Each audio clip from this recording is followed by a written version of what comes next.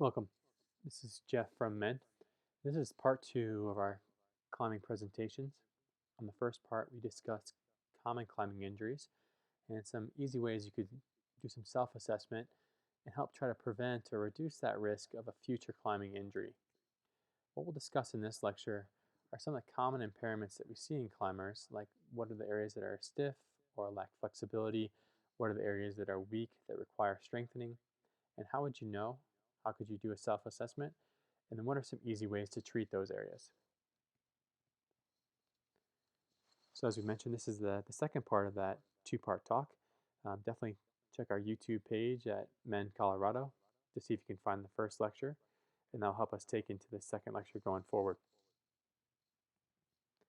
So we talked about in the first lecture that there are some common areas of injury. Thinking about the hand with pulley injuries, low back pain is going to be one of the most common things we're going to see really across the board in general primary care practices, physical therapy offices, but also in climbers. When we get to the shoulder, we're oftentimes thinking about how do we improve the strength of the rotator cuff as well as the shoulder blade to help people come back to 100% after an injury or to help reduce their risk. And also with the demands of the sport and climbing, with the variety of hand holds you utilize on the wall, we see an increased incidence of lateral elbow pain that we used to call tendonitis and then we now call tendinopathy. So I really like this quote for all athletes that those who think they have no time for exercise will sooner or later have to find time for illness. And it's hard to imagine when you can put dozens of hours into your sport, but you don't have any time to do any strength training. And if we had a nickel for every injured person that came into our clinic that wasn't doing strength training, we could all retire. So we know that's a very common risk factor for all injuries are people who are just doing their sport. So runners who only run, cyclists who only ride their bike, if they can do some cross training with strength training about 2 days a week, you can make a huge reduction in your injury risk. This is the same for climbers as well. So the common climbing impairments that we would see would be a loss of mobility in the mid-back and the rib cage. Think about always kind of hunched forward towards the rock. You might be hunched forward on your computer for work and trying to restore some mobility the other direction into extension. In some climbers, we see some tightness in the shoulder. In some climbers, we see a lot of mobility in the shoulder. So it really depends on how much mobility you have in that joint and what type of intervention you'd want to go towards. If you had more of a tight shoulder, of course, work on mobility. If it's more of a loose or lax shoulder, you'd want to work on some strength training. So in addition, we want to work on some strength training across the grip and the core muscles as well. So indications we talked about in the first lecture, if you need to work on your low back extension, would be if you cannot get your shoulder blades past the heel of your foot. So in this picture here, he's got adequate extension, especially of his lower back. If you couldn't get to the point where your blades are in line with the heel of your shoe, with your arms overhead, that might indicate you have some stiffness in your lower back, your mid back, or possibly the shoulder joint itself. So check the video here, and all of these are on our YouTube page. So if we want to work on mobility of the lumbar spine, the press up is hard to beat. It's an easy exercise to use. It looks a lot like the cobra pose in yoga, but keeping the back relaxed, letting the arms do all the work as you press up towards the ceiling. So it'd be a great kind of 3-for-1. You could work on your hip mobility, you can work on lumbar spine mobility, as well as that middle back mobility. So this could be one that you could do before you climb to help work on some extension. Maybe one that you do after sitting at your desk for a long period of time or after a long bike ride when you're in more of that flex posture.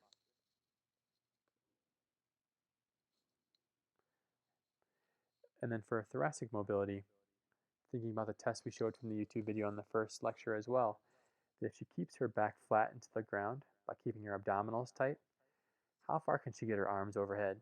And if the arms are limited, that could be a test for your lat muscle flexibility. It could be a test for your thoracic spine or rib cage mobility as well.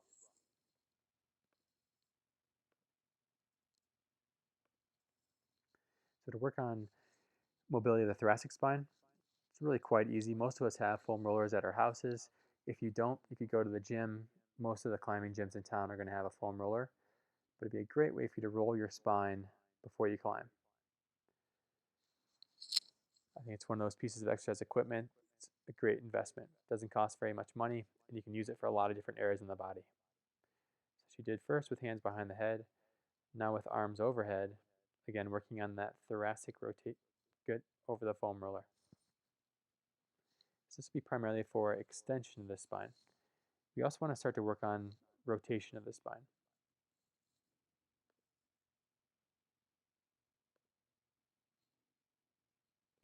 And what about for the upper back? That's a different area to get with the foam roller. It's difficult to get to, but two tennis balls taped together or put into a tube sock or a nylon, that's a great way to get those balls perpendicular to the spine. And you'll see that Kristen keeps her chin tucked. Try to keep that double chin, and then bring your head over the tennis balls to help mobilize the joints just above the tennis balls. So the tennis balls become your fulcrum, tucking the chin, bringing the head back towards the floor. So again, excellent way to mobilize the upper part of your back.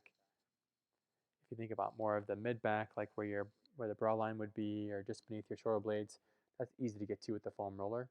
As you get towards the shirt tag or where your necklace would hit, that's going to be more difficult to use. That's where we want to use the tennis balls instead. Now, how about rotation of the spine? That'd be another key component to use.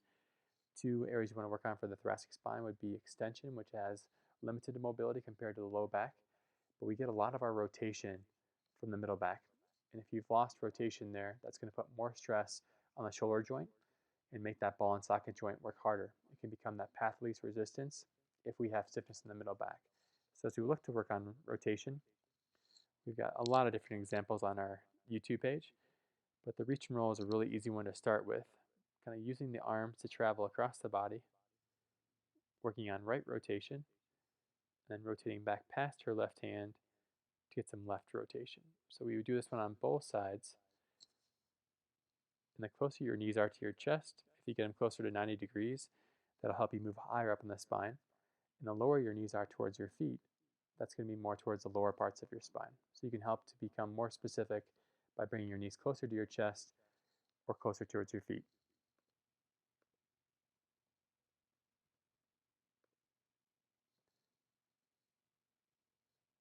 So another option you can use for rotation would be working on your hands and knees.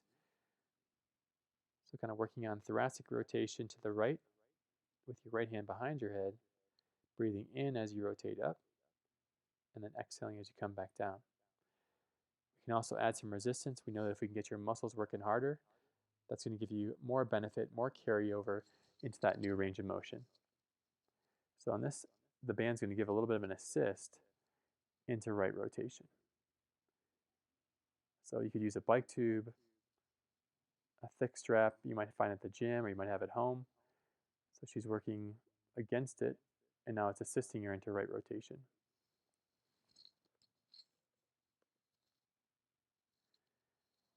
So we talked about that test you could use before, that it might be thoracic spine or it could be shoulder. Again, the athletes are probably mixed. Some athletes have too much mobility in their shoulder. They need to work on strengthening, thinking about a swimmer's shoulder or a gymnast's shoulder. And then other patients are very stiff and they can't wash their back very well. They can't reach behind their head very well. Those patients probably need to work a little bit more on mobility. So how about working on the lat muscle? So this would be a great lat stretch to do. So on this stretch, you want to keep your abdominals tight and try to tuck your tail underneath. And that's going to help control the pelvic position. And then hands are going to be on a bench or a chair. It could be your bed. And then try to drop your chest towards the floor. Think about kind of like a heavy heart position. As you drop your chest towards the floor, that's going to help you work on the thoracic mobility. And then you get the lats to stretch. We can bring the elbows on the bench. And same thing, keeping your hips tucked, abdominals drawn in. And if you want a little bit more stretch, try to separate your hands.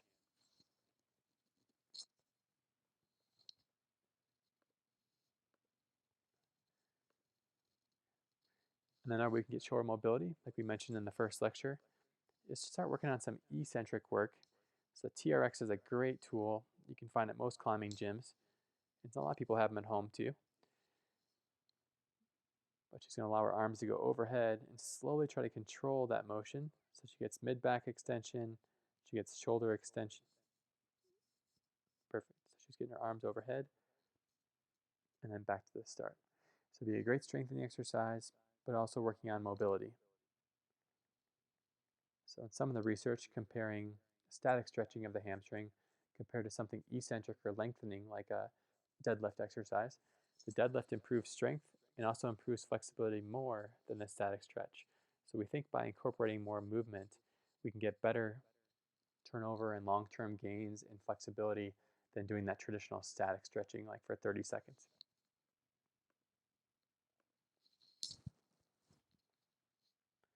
And also we can get some soft tissue work. The lacrosse ball could be a great tool to work on some mobility of the soft tissue of the shoulder. So taking that lacrosse ball just behind the shoulder and then actively rolling the shoulder. So if you had difficulty reaching across your chest, you could bring the elbow across. She's actively reaching with her right arm as she rolls that tissue behind the shoulder, kind of that posterior cuff muscles there on the shoulder blade.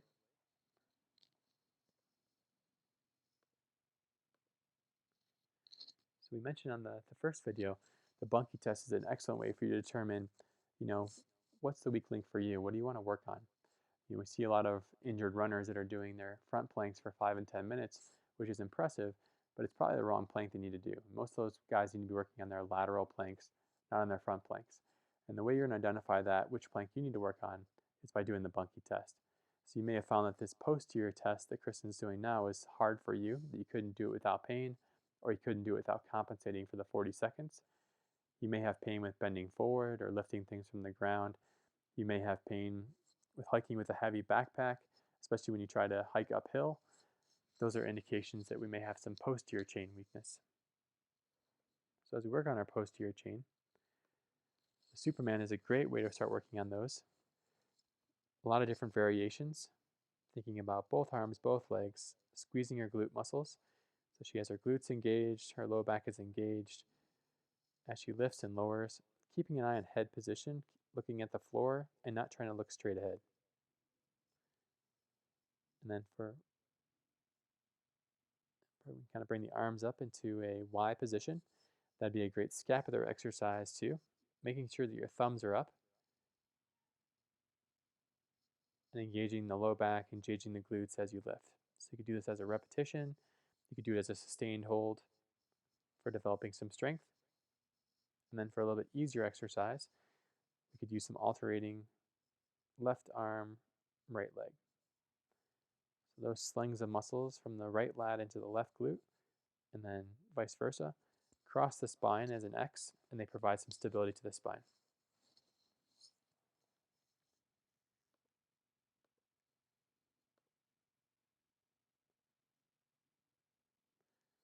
So as we transition to some higher level posterior chain exercises, it's hard to beat the deadlift. And we have a lot of videos on our website for working on deadlifts. How do you progress yourself from a low level to a high level? This is a cable deadlift option where she's doing a single leg deadlift on the right, but with a row on the left. So it's a great 2-for-1 exercise as you're working on both upper body strength and lower body strength. How about the front of the body? If we had some weakness in the anterior chain muscles where the front plank was more difficult for you, you may have pain with bending backwards, you may have pain with prolonged standing, kind of those upright activities. You might also have some pain when you're hiking downhill, when those muscles in the front of our body are working really hard to control your backpack against gravity.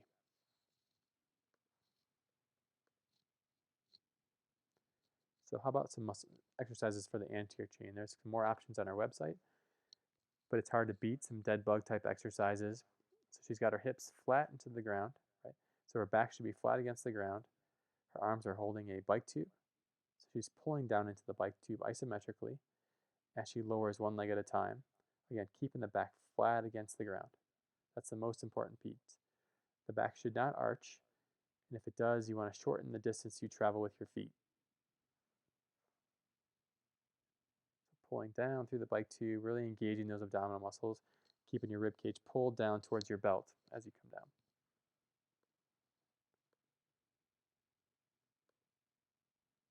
And then you can kind of transition into so many core exercises out there, and there's a lot of options. But the ball pike would be a great one. You can work on upper body stability as she gets into some weight bearing in her shoulders. Draws the ball up using her abdominals, right? Don't let your knees pull it up. Don't let your hips pull it up. But try to really pull up with your abs, like you're doing a crunch. There's a little shaking there. That's what we want. Getting into the abdominal muscles as she pulls up. Again, great 2-for-1. You can work on the core and you can work on your shoulders at the same time. So thinking about shoulder strengthening, coming back to our first lecture, that may have been that the TAP test was very difficult for you. If you didn't pass, you didn't get to the normative levels for what you expect for an active male or female, or for an injured male or female. That would be an indication we need to work on some shoulder strengthening, both in the rotator cuff of the ball and socket, and also the shoulder blade strengthening. If you've had a history of rotator cuff pain or biceps pain, it's oftentimes that tendon has become less painful for a variety of reasons, like you took some time off, you did some initial exercises. What we find is that most people quit their exercises about 8 or 12 weeks. That's usually when they start feeling better. They lose the motivation to exercise, and that pain returns. And the reason why is that tendon has not returned to a full 100% healed state. It's still weakened from a tensile loading standpoint and still requires strengthening up to a full year after the onset. So if you've had it in the past, you didn't finish the strengthening program, you need it. So you need to get that back in order to help reduce your risk. And then finally, just kind of funny is if you have a shoulder and if you're a climber, you probably need to work on some shoulder strengthening, especially males who tend to do it all with their upper body. Females usually a bit more balanced when they climb. They use their lower body more in an advantage. But most males, especially beginner males, are trying to do too much with their upper body, and that can be a great way to help reduce your risk on the wall.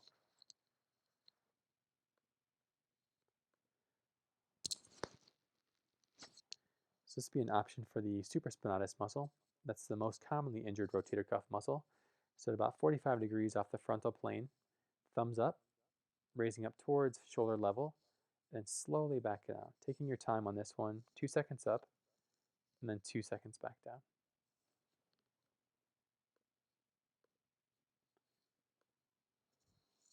Now as we get into the posterior cuff muscles, so the infraspinatus, so that would be this muscle right back here.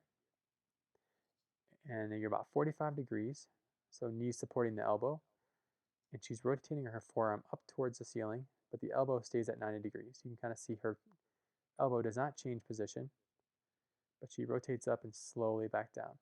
It's a great exercise to train that posterior cuff, get those muscles strong, and when they are strong, they take a lot of pressure off the rotator cuff, like the supraspinatus and the biceps tendon. So those two areas are commonly injured when these posterior cuff muscles are weak. So it's like a assembly line. The person who complains is the one that's doing too much work, not the person who's not doing any work. And in this case, the bicep complains because the posterior cuff is weak. How about the shoulder blade? So there's a lot of options for shoulder blade strengthening, both from beginner to advanced. This is a great exercise to combine a lot of different movements. So you can use a cable machine. Depending on your setup at home, you might be able to rig up some TheraBand to help that work, but primarily on the cable machine or some thick bands. Be careful with that fixed resistance, make sure it's safe. So what she's going to do is she's going to pull back, rotate, press, lower, and then rotate back forward. So it's kind of a rowing movement first. Play that one more time. So going into a row, rotation, press, back down to start, rotate, and then forward. So row, rotate, press, and back down. But a great overall exercise for both the cuff and the shoulder blade, and more advanced, of course, but great for a climber who's trying to maintain some strength in the shoulders.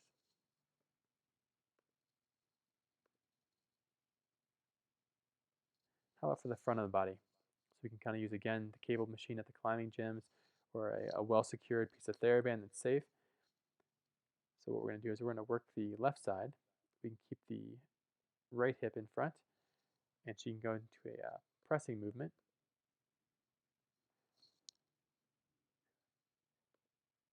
Bring it back here. Sorry, one more time with that press video here.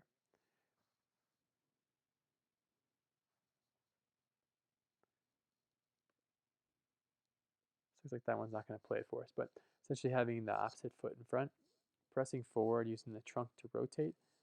And again, this is one you can watch on our YouTube page at Mend, Colorado. So most importantly through these 2 talks, we wanted to kind of educate you guys on how to reduce your risk of climbing injuries. Number 1 is probably know your limits. Where are you as a climber? Try to avoid taking a huge step in intensity or a huge step in duration or days per week of climbing, because when you make that big step from nothing to something or something to everything, you're more likely to enter into that common injury pathway of the overuse injury. So I really recommend that you guys keep a training log on your phone or on a piece of paper, that you know how much climbing you did over the previous 4 weeks. And if this 5th week is too much of a jump from those previous 4 weeks, you got to back it down. And that's going to reduce your risk of having an overuse injury. If you're currently having pain, strongly recommend that you work with a physical therapist. At our practice, we offer complimentary consultations where you can come in, meet with one of our physical therapists for 60 minutes. We can evaluate your shoulder or evaluate your injury and give you that first couple steps of going forward for treatment. So you get to know us and we get to know you as a climber. If you're having tissue pain, think about a progressive treatment approach where you're doing a little bit each week, like a stair step, to try to get you back to your climbing goals. Little by little, allows your tissue to adapt and become stronger and get back to its previous pre-injured state. Think about identifying your weak links with these tests like the Bunky test or the closed chain upper extremity test. Those can help you let you know what you need to work on. So am I at the normative values? What part of my core is weak? What should I work on now if I'm healthy to help prevent that injury from taking place? And then finally, please use us as a resource. We're available for questions. You can contact us through our website, mendcolorado.com. We're also on social media, and we have our YouTube resources. You can find all the videos that we discussed today. So feel free to reach out to us. We'd love to hear from you. If you have any questions, please let us know. And again, use us as a resource. Thanks for listening. See you soon. Thank you.